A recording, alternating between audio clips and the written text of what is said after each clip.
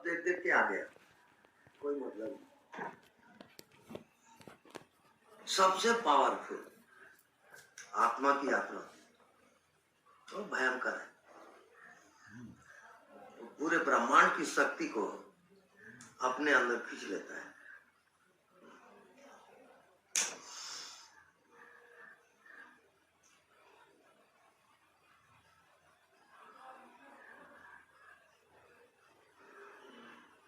यहाँ पर जो संसार में सम्मोहन शक्ति है,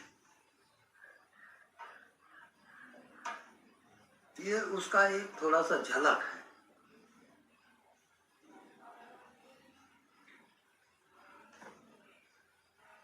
तो इससे मालूम होता है कि कोई और बड़ी शक्ति, सम्मोहन शक्ति है जिसके द्वारा ये ब्रह्मांड चल रहा है।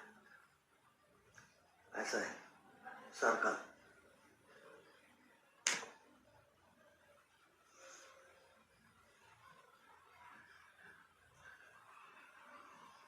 तो इसका कारण समझ में आता है कि सूर्य अपने समय पे उदय होता है और अपने समय पे अस्त होता है। क्यों?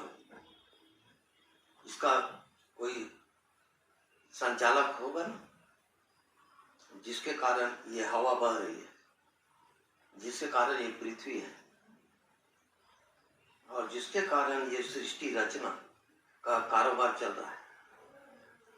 तो कोई तो इसका शासक होगा ना, लेकिन वो किसी को दिखाई नहीं दे रहा है। और बिना कुछ किए पूरी सृष्टि, पूरा ब्रह्मांड उसके अंडर में। अब ये गोपनीय विद्या है आगे का।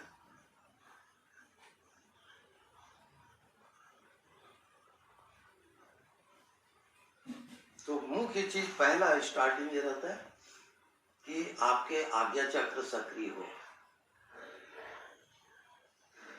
ये पूरा जितना बता रहा हूं आज्ञा चक्र के ओपन होने के बाद का है।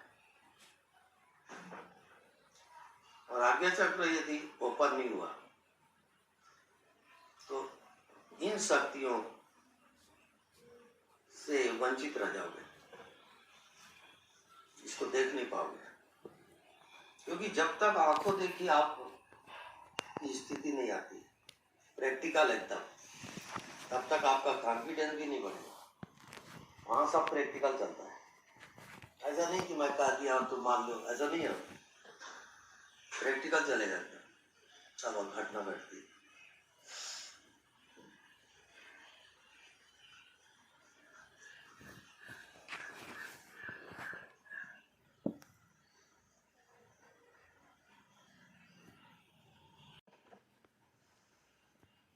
ये बॉडी एक माध्यम है जिसके द्वारा तुम दूसरे बॉडी से संपर्क करते हो।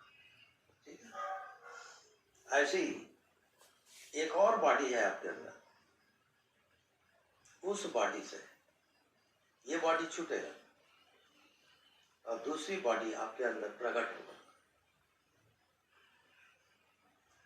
उस बॉडी से वो सूक्ष्म शरीर कहलाता है।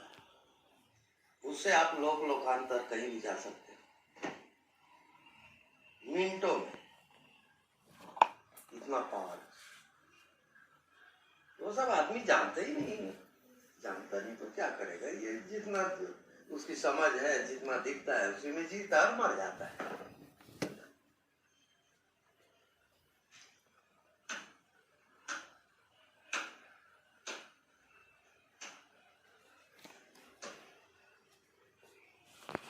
और यहाँ इस संसार में छोटी छोटी चीजों पे डिजायर करता है, ऐसा हो जाऊं, वैसा हो जाऊं। उसी में उसकी चेतना सीमित हो जाती है।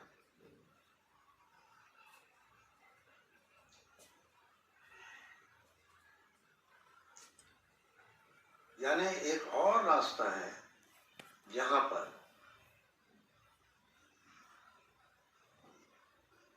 जब तक आप परमात्मा ही नहीं हो जाते, वो सुप्रीम पावर है, परमात्मा का होना।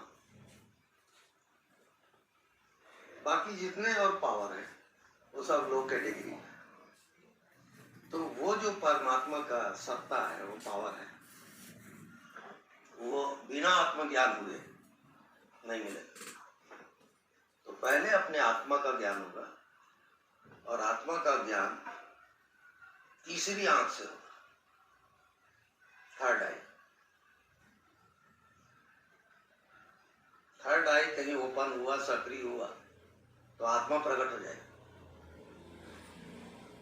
क्योंकि इस आंख से आप उसको देख नहीं सकते, उसके लिए दिव्य चक्षु चाहिए। तो वो दिव्य चक्षु जब प्रकट होता है तो सब चीजें आपको दिखना शुरू हो जाए। ये रहा।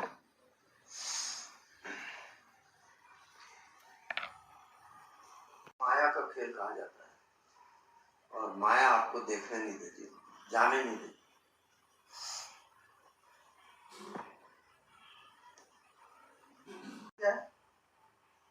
जैसे मैं इस बॉडी में हूं, अब जब मैं अपनी आत्मा को टच करूंगा, आत्मा में प्रवेश करूंगा। आत्मा में प्रवेश कैसे होता है? जहां मन, बुद्धि, शरीर हट जाता है, न मन है, न बुद्धि है, न शरीर है, एक शून्यता आ जाती है। उस शून्यता में जब आप एंट्री करते तो आत्मा में चले जाओगे।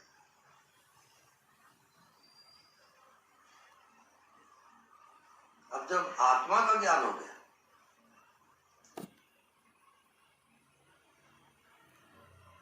तो जैसे ये कमरा है, और इस कमरे को ही मैं देखा, तो जैसे मैं इस बॉडी में हूं,